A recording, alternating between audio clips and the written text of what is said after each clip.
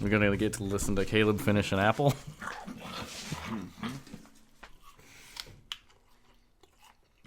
Let's watch this minute. Megatron must be stopped, no matter the cost.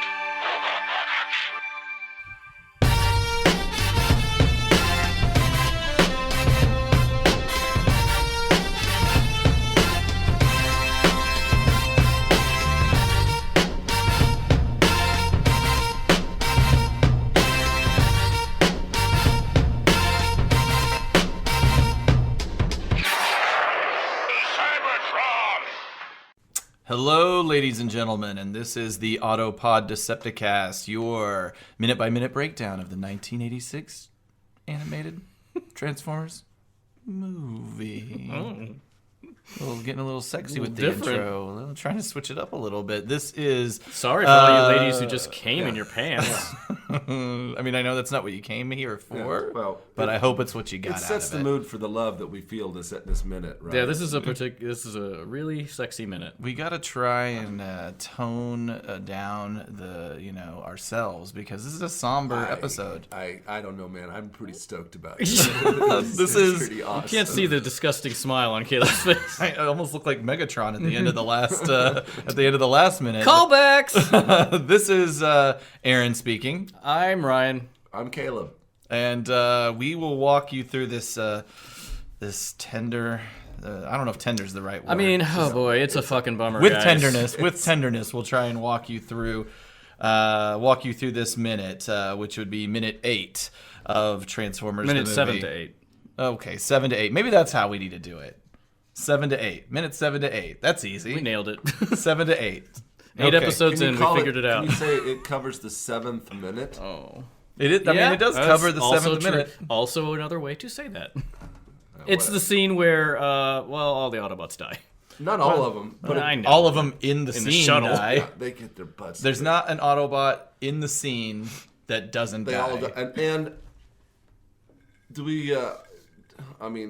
Do we want to list which ones die right off the bat, or do you want to play? You want to do a play-by-play? We can get to it, but I will say this: like when I was watching this scene for the preparation for the podcast, I'm like, oh, this is the Autobots Columbine. So like Megatron is Eric Harris and Starscream is Dennis Klebold. That's what I was thinking while I was watching this. I don't like that. But Why? wait a minute. But a whole army goes into the Bringing ship. up Columbine. I mean, you don't like me invoking Columbine? It would be more like if all the students of Columbine High School ganged up together and then killed Dylan Klebold and Eric Harris. Opposite. I was really happy with this analogy. And it would be, I don't think anybody's happy with this analogy. Apparently, I'm on my own. and also it's like they kill them on a spaceship. They don't kill them in a classroom. Okay, I think you may be being a little too literal, but yes, okay, there's where it falls apart. I will give you that. Okay, so it starts Megatron off smirking. Yeah, it starts off with the immortal line. Well, you do it. You do your best, Welker. More than you imagine, Optimus Prime. That's not a very good Megatron. But in response to them reading or hearing the recording that Laserbeak got of Optimus being optimistic, saying we'll need lots of luck. Little N.R.G and a lot of luck, yes. And they are nice. And in I'm going to bring up the original, like one of the early scripts a couple of times, but it occurred to me in watching this because in one of the earlier scripts it says that they are hiding behind an asteroid. Oh, fuck. They're hiding behind an asteroid and waiting for the shuttle to pass, and then the Decepticons swarm on it. And it does occur to me that they do not have a ship, and they just show up out of nowhere. So that must have just been something that ended up on the cutting room floor. They just never animated it. Decepticons can fly. Yeah, but again, they're catching a shuttle. But also in space, I guess can't they all fly if they have packs that can propel them? Well, in the right this direction? gets into something. Decepticons could fly. Autobots cannot. As a general rule, I was guess. always like, what's up with that? They can only fly with jetpacks. Like, who's it? Sideswipe and what's his brother's name? Sunstreaker. Sunstreaker. Yeah, they can fly, but they have jetpacks. Why can Decepticons fly and Autobots can't fly?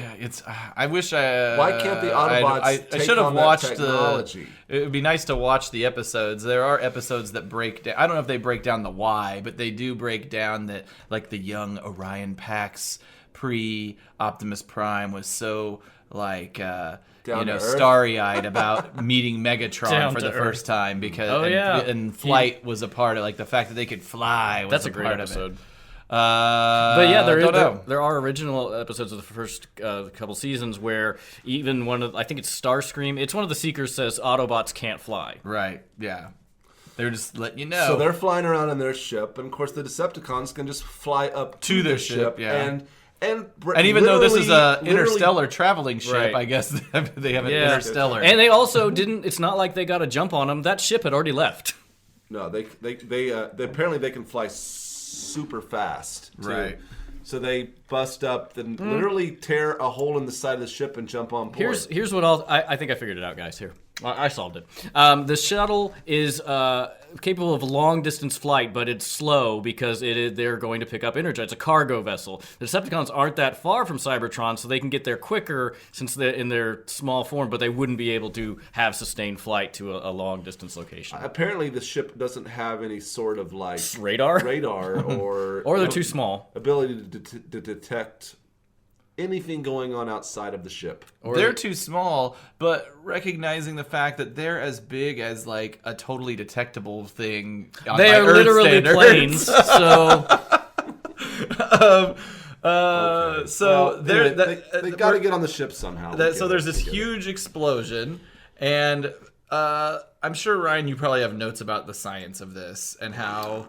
Like, why is all Why that is it debris not not just sucked getting out? sucked right out? In fact, why isn't everybody just getting sucked right out I think it's of this because shuttle? there's no the Transformers don't need oxygen, because if you notice on Cybertron, Spike is in a suit, implying that he can't breathe without Okay. that suit. All right. So I think it's just the vacuum inside. Granted, we're hearing sounds. See? You're saying there is no oxygen. The vacuum There's no doesn't happen atmosphere. because there's no pressure differential. Correct. That's what I think. Even though we're hearing sounds, but you got to hear sounds. It's a movie. I mean, Yeah.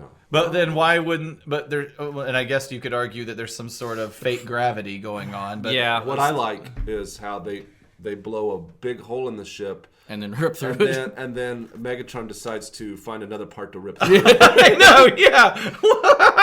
Well, there's And also what is that? Is that like ventilation? Which we'd already discussed. There's not really a need for ventilation. Yeah, and maybe it could be dust, but there shouldn't be smoke because you can't have an explosion, a combustion explosion without They just oxygen. Bust right in.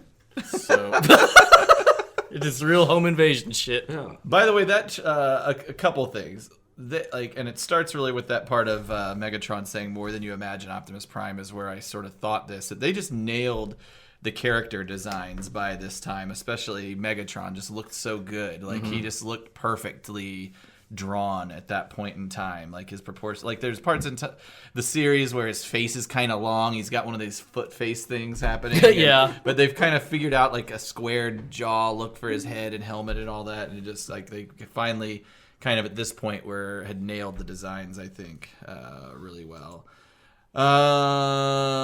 Okay, so now they're on the ship. And who exactly are we looking at? We got Starscream, we got Megatron, we got the Constructicons. There's also some of the Conehead Seekers. All the Conehead Seekers are there with them. Is that what they're called?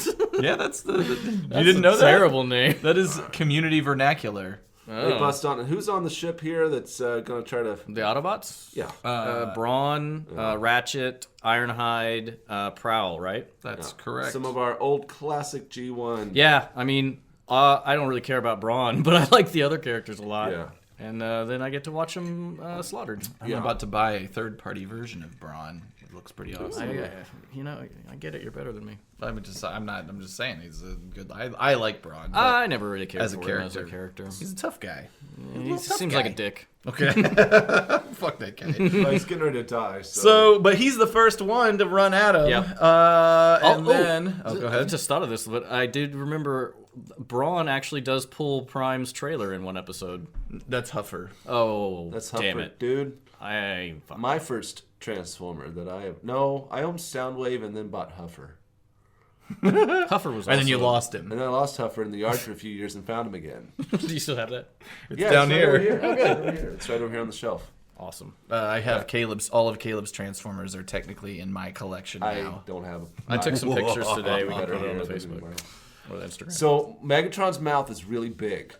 Yeah, his face in this scene is weird when he's saying die Autobot. Yeah, he turns into the Nailed gun, it. and then the awesome kick-ass music starts, which Yeah. really makes for I mean it. Yes, and you know what? As much as he hates Starscream, he lets Starscream pull his trigger. Which You know what I'm sounds saying? filthy. I know what you're saying. Yeah. Very frequently, Starscream is the Trigger man. Trigger Man with Megatron, which is pretty weird because he doesn't trust Starscream. He trusts him enough to let him pull the trigger on his. Which we all agree is his dick. Well, I mean, think about it. I mean, if you're Like literally in the first generation toy, it's his dick. oh yeah, that's right. So there's something going on there. I guarantee there's slash fiction for Starscream and Megatron. Oh, why not? I think I really like, and again, I'm on record as not really being a hard rock or heavy metal guy, but I really like the music in this scene, which is done by the band's called N.R.G, and this is, as far as I can tell, their only claim to fame. But I did, in researching, find that there's a Vince DiCola original score for this scene that is an alternative music, which I watched, and I'll just show you guys.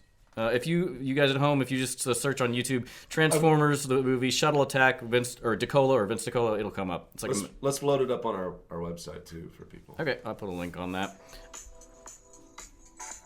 This is what? That's the song. This is the ad. It's a club mix. It's like, do da do da do. That sounds DiCola-esque. Oh, it even has the.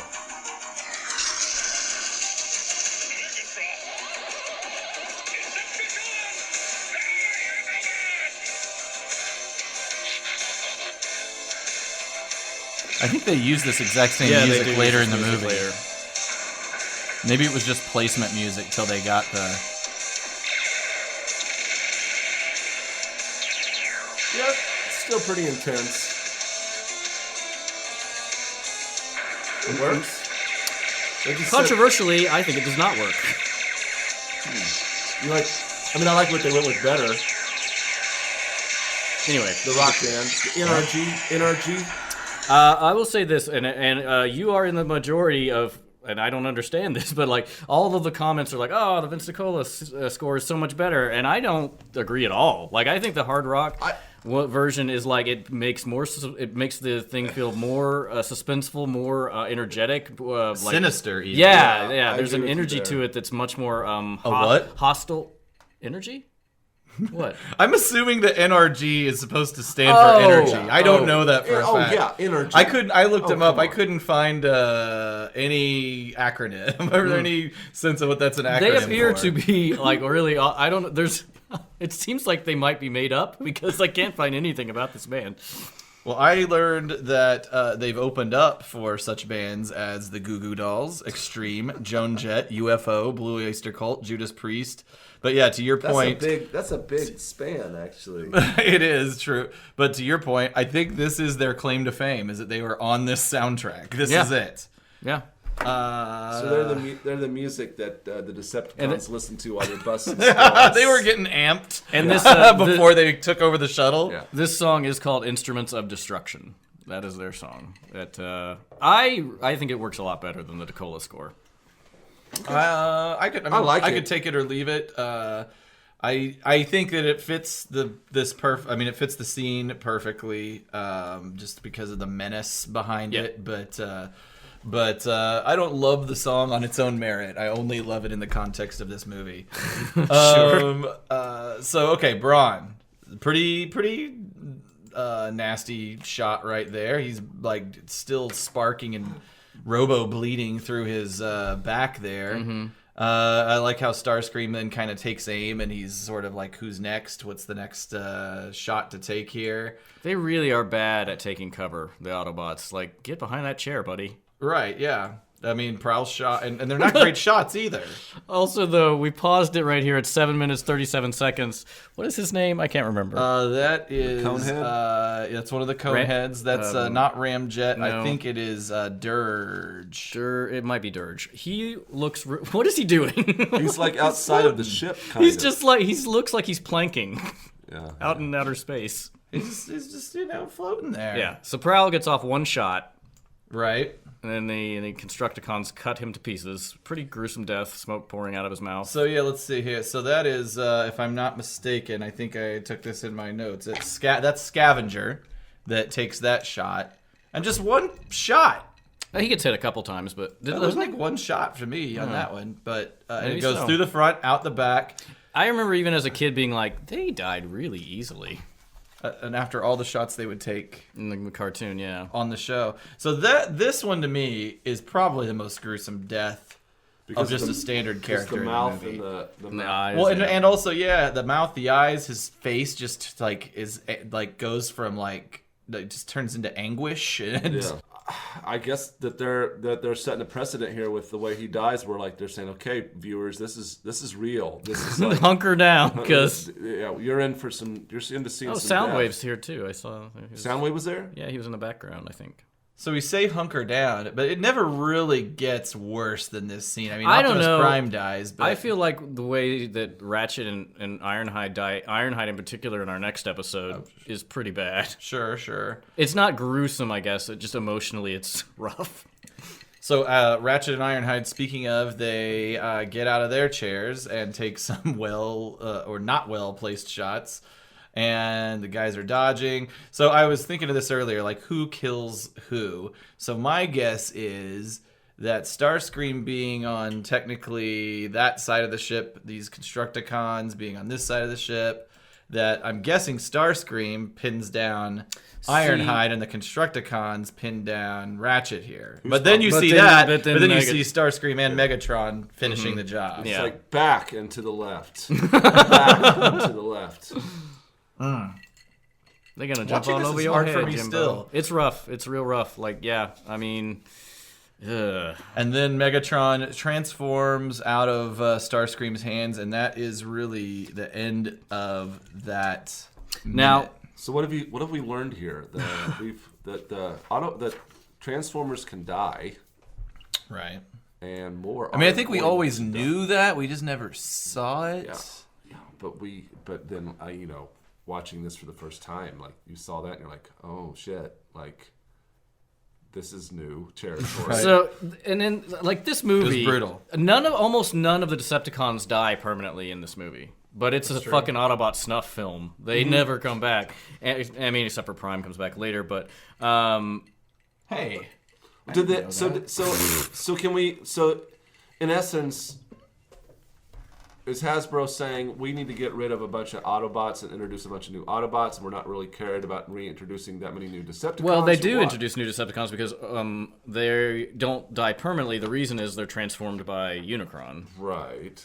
But let me think about that a second. I mean, they introduce a slew of new Autobots, Yeah. right? I mean, Ultra Magnus, Blur, Springer, Hot Rod, Rodimus Prime, Cup, Wheelie, Junkions, RC. RC. It had to be a conscious decision to say we don't want to kill Megatron. We want to turn him into a new incarnation of himself. I mean, I guess Isn't that weird? from a product development standpoint, it doesn't really matter. Either No. way, you're going to come out with a new product to replace the old one. Yeah. But there's only three new bad guys introduced in this movie, unless I'm missing something. That would be Megatron, Cyclonus, and Scourge. and Scourge. But they were all made. And from then like the existing Insecticons turn into Right. sweeps and stuff. So right. But I'm just That's I'm true. You think surprised they it's- didn't make more bad guys. maybe it's a continuity. Maybe it's like evil is evil, and we in a way that's like evil's the same. Equal continuity of that, but there's new people that are good guys. We pass on the mantle of responsibility to keep that evil under control. That's exactly what they were thinking. Ron Friedman, Flint, Pretty deep. I think they were thinking we're gonna sell some fucking toys. Ron Friedman, Flint Dilly, and Nelson Shin. When you guys come on to the I would like to podcast, know we'll more talk about about it. We are going to talk about what is the metaphors that why were driving treat the the story of Decepticons this differently movie. than the Autobots. Speaking of Ron Friedman, this was what I think it was one of his really early scripts. If you can believe it, the deaths of the Autobots in the original script are much more brutal in this scene. Prowl is literally melted into scrap by Scavenger. And then Ironhide and Ratchet in that scene get shot so much they, quote, are fused together, then blasted apart and fall in smoking, glowing fragments, unquote. They fused together? That's horrible. So I read that same tidbit and I read a little bit further, but there still is the scene where where Ironhide reaches up and says no, which doesn't make sense in the context of that death, but anyway, yeah. Also, another script deviation at least on the version of we need to get in sync on the versions of the script we're looking at, but there's no scene where Laserbeak reports back. Like, he doesn't show back up and report back. He just, in the early script, you see him fly away from the Autobot moon base, and then it dissolves to this scene, essentially. That's not... Implying that... Like, he's going to go tell them, and they're going to do something about it. That meeting takes place off camera. I think that adding that scene, though, really works a lot better because you get reintroduced to the characters, and like you said, you get an automatic understanding of how the dynamic of these people work. And I know that some things have never changed. Like, Megatron instantly is just like shitting on Starscream from the beginning. Yeah. You just wanted to bring that back up. You just don't feel like we covered it well enough. All right, everybody, this is a TF podcast rewind. All right, hey everybody, this is episode 7. Talking about minutes 6 to 7. We got Laserbeak flying back to Decepticon headquarters. Oh, the first thing that Megatron says is gives a dig at Starscream. It's like some of my other warriors. You never fail me. Oh man, Caleb, do you want to talk about that? I don't know why I do this. All right, and that was the official Transformers Autobot Decepticons rewind. Oh, that's annoying for some people. Some people hated that. All right. At least 1/3 of us hated that. I'm really sorry, Caleb. But to your point. You're right, though. I mean, I think you had to reestablish this Autobot Decepticon dynamic before you could jump straight into these robots coming on board the ship and slaughtering everybody. Yeah, that's a real, that can't be the first time you see it. Because then they're just, they're non-characters. Screw you guys. The look on your face is so angry right now. We waited an hour and a half for Aaron to show up, and Caleb, this is what you get. Are you coming back next week? Yes, I'm coming. Caleb. No, I won't. I'll be out of town. Oh, that's right. Caleb, bank some of these. when you first saw this scene as a kid, do you remember any emotions, any feelings? Because at that point in time, I was still dwelling on how Megatron was insulting Starscream from the minute earlier. Couldn't get past it. Couldn't get past it. I just shut the movie off after that. At that point. Like, come on, guys. It's been, it's the year 2005. It's been 20 fucking years. Kiss and make up already. You can't get past this? Yeah. Fuck this movie. I mean, how would you feel if your boss insulted you and then turned into a gun and let you shoot him with your hand? It'd be kind of confusing. That's some real mixed messages. Yeah, it's really confusing. I was just like overwhelmed by the fact that it was just new territory. They crossed a line in this scene that they had never crossed before, and that is death. Yeah, shit got real. I mean, and graphic. Yeah. I mean, I know they're robots. Yeah. There's no blood or organs. No, but there's suffering. You can see the suffering. Yeah. I feel like it made me sick. I feel like I remember the lights feeling sick when I watched eyes. It. Yeah. The lights came, smoke came out of his mouth. Yeah. I remember as a kid. Okay. Dead. I feel like there's some retribution going on here. Was he still alive? One of them was. In here. In your heart? In my Caleb's heart. pointing to his heart. I think I remember. My memory from childhood is so hazy. I know that I must have had an emotional reaction to this because I anthropomorphized everything. So even like the toys that I had, I would put personalities on them and like talk to them and shit. And so I must have This must have upset me, but I don't remember it specifically. So maybe that's a recovered memory I can get later. All right, after therapy, we're going to have another Autobot Decepticons. My uncle touched me. And that was an Autobot Decepticons Wait, we went way back. So, all right, well, you guys have, what else do you guys have on this one? Nothing. Not much. The only this is just a side note I wrote after the shuttle thing. Like, I hate the description of their forms in the first script. It says humanoid mode and automotive. Why not just robot and vehicle? That's Ron Friedman's early draft, I guess. I have a lot to say about Ron later. The next scene, I'm like, Ron. Well, wait until after we know. get him on the show. It's not bad. I bet it's you just he'll show up. It's just He's strange. not going to listen to this shit before he comes on the show. I don't know. He strikes me as the type of guy that might have a Google alert. Yeah. Oh, he 100% has a Google. I have a Google alert for my own name. Some white guy, Ryan Jett, who murdered someone in Florida, and it comes up all the time. There's a Caleb Carter that was a male porn star that committed suicide. That's Whoa. oh. Well, that's unfortunate. So let's. Thank you, everybody, for listening. We're still trying to figure out our social media situation. Regardless, you can get to it through our website. Regardless, you can get to it through our website, which is...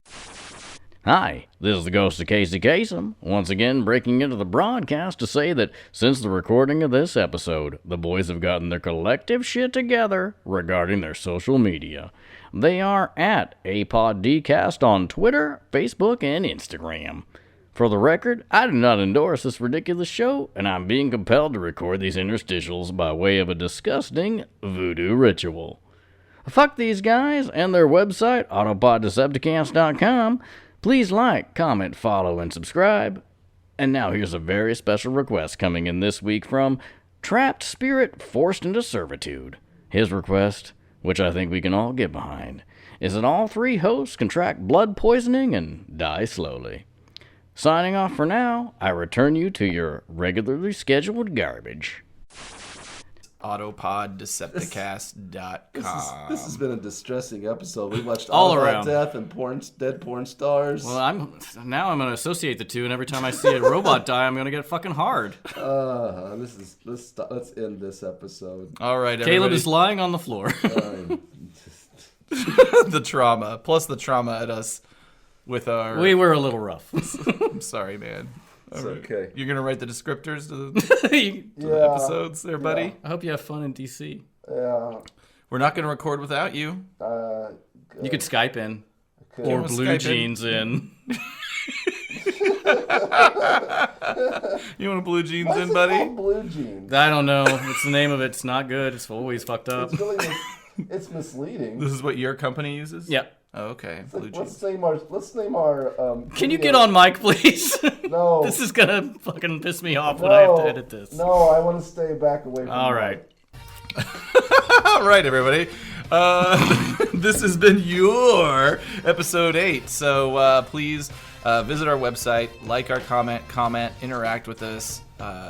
Visit us via our social media networks, Twitter, Instagram, Facebook, and thank you for your time, and check us out next week. Signing off. Bye.